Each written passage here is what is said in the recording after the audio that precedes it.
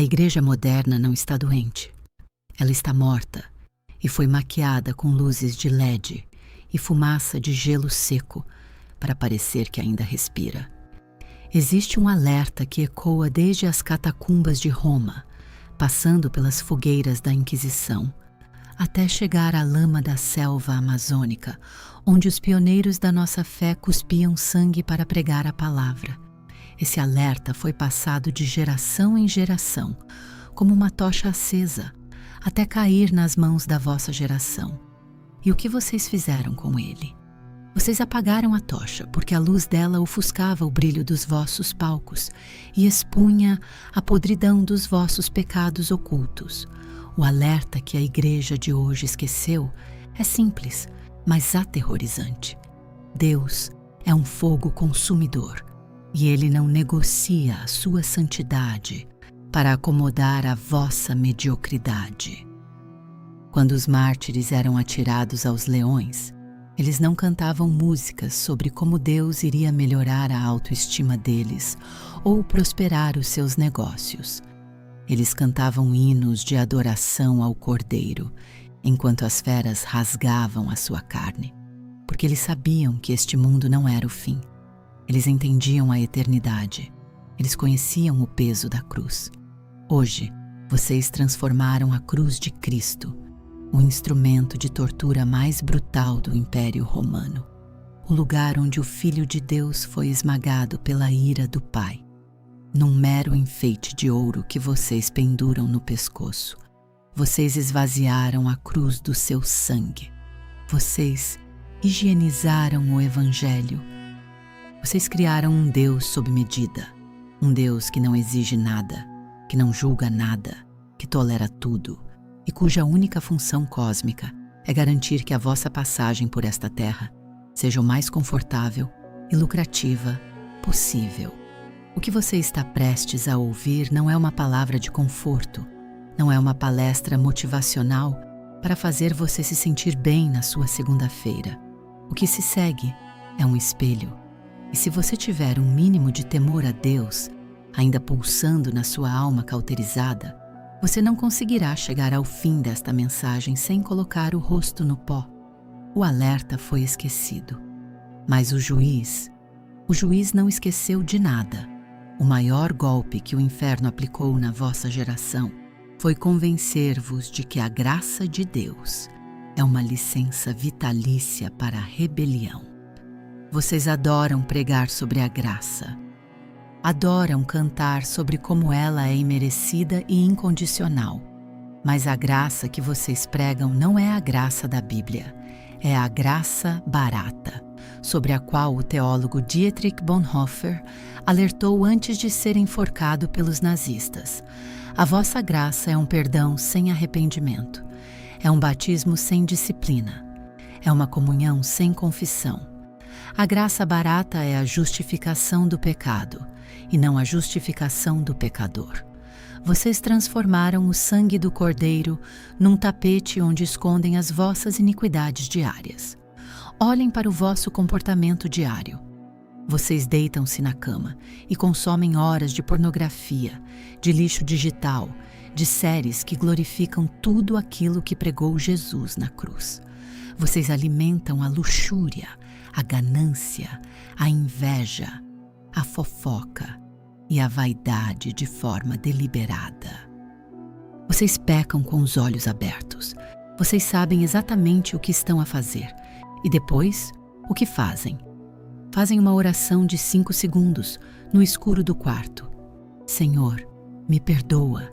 E vão dormir em paz, acreditando que enganaram as cortes celestiais. Vocês não estão a pedir perdão, vocês estão a usar a graça como um analgésico para calar a vossa consciência. Vocês tratam Deus como um tolo. A verdadeira graça não é o favor de Deus para que você continue a pecar em paz. A verdadeira graça é a força violenta do Espírito Santo que invade a sua vida, esmaga o seu ego, destrói os seus ídolos e capacita você a dizer não ao pecado, mesmo que o seu corpo grite de dor por querer ceder. Um evangelho que não produz uma mudança radical de comportamento, que não gera nojo absoluto pelo pecado, é um evangelho que subiu do abismo. Vocês mercantilizaram o sagrado. Os vossos púlpitos tornaram-se balcões de negócios.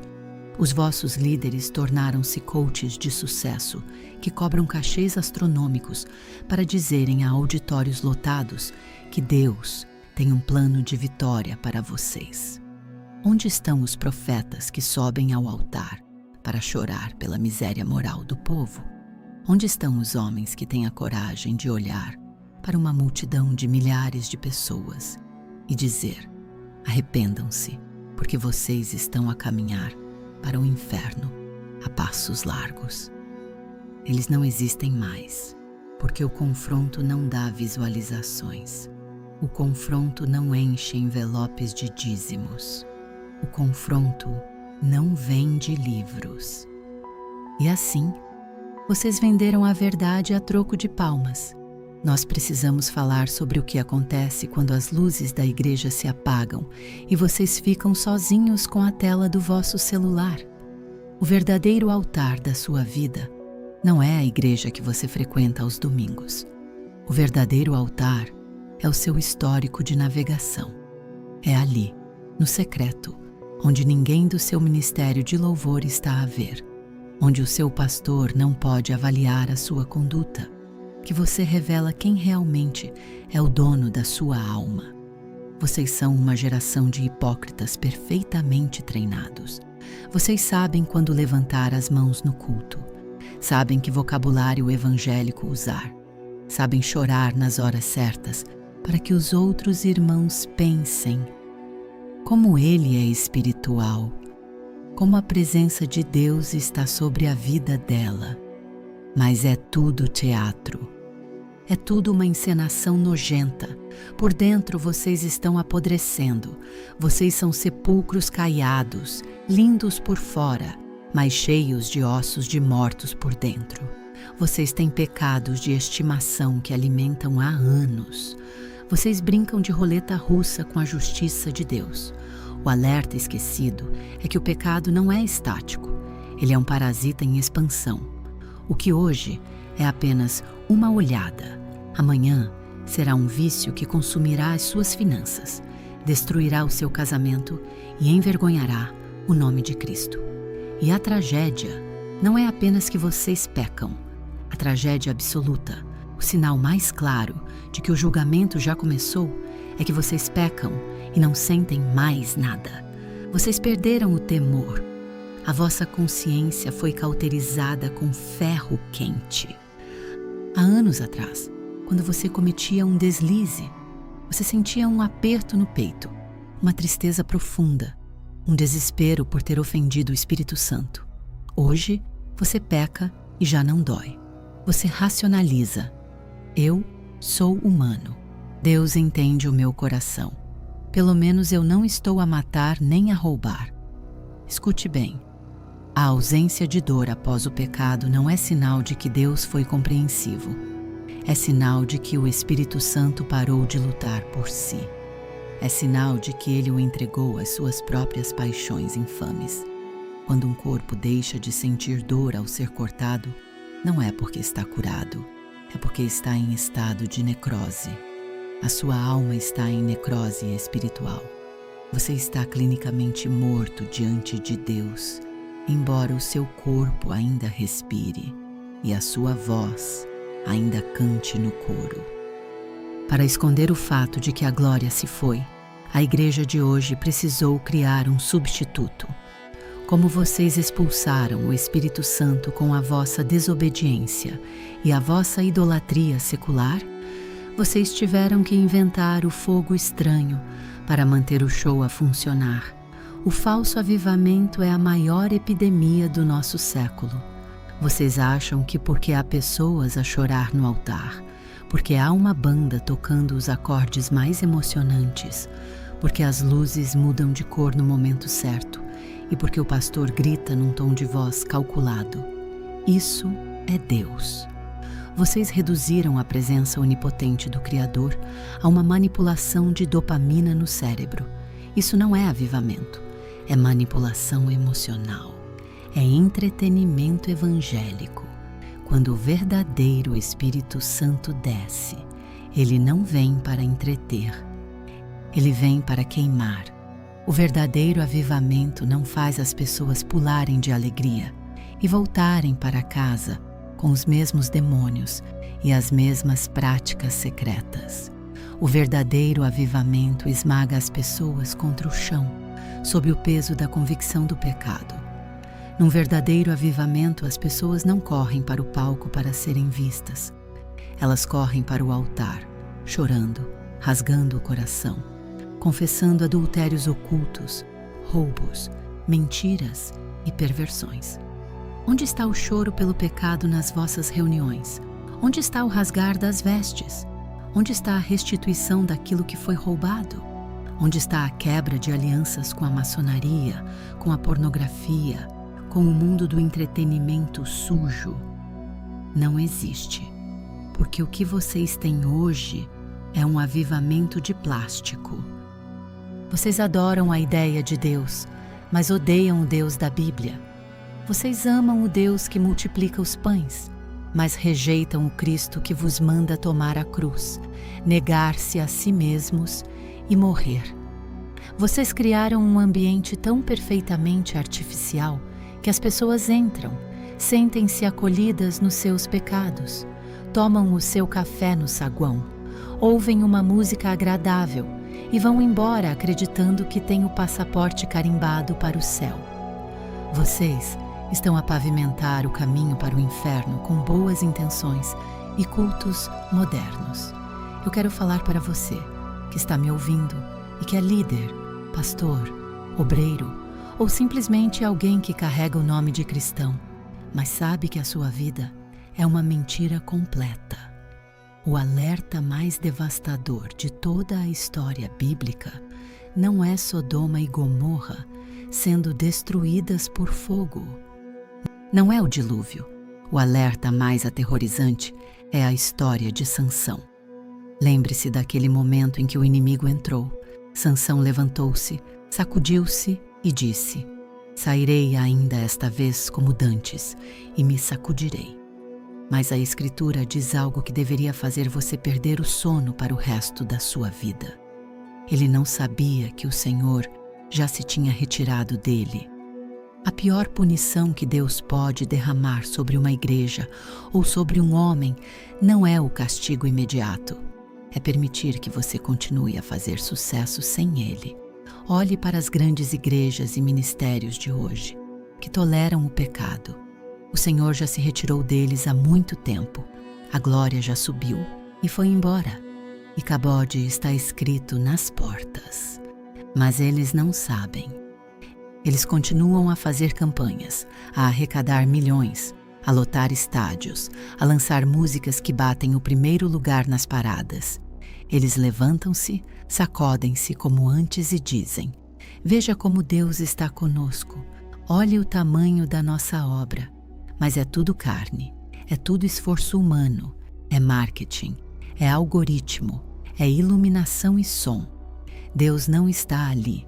Ele permitiu que eles construíssem uma torre de Babel disfarçada de Sião, apenas para deixá-los expostos ao próprio ego. Se você está em pecado deliberado, se tem vivido uma vida dupla, e ainda assim as coisas estão a dar certo para si. Se você continua a receber oportunidades, se a sua empresa continua a faturar, se a igreja continua a aplaudir a sua liderança, não confunda a paciência de Deus com a sua aprovação. Deus pode estar a deixá-lo colher todo o seu consolo nesta vida. Ele pode estar a dizer: "Já que você ama tanto o mundo e a sua própria carne, vou deixar que tenha tudo o que o mundo pode oferecer. Mas eu não estou mais com você." Existe terror maior do que este? Ter os aplausos da multidão e chegar ao último dia, olhar nos olhos de Jesus e ouvir a frase que destruirá todas as suas ilusões: "Apartai-vos de mim, vós que praticais a iniquidade. Eu nunca vos conheci." Não, eu vos conheci e vocês desviaram-se. mas eu nunca vos conheci.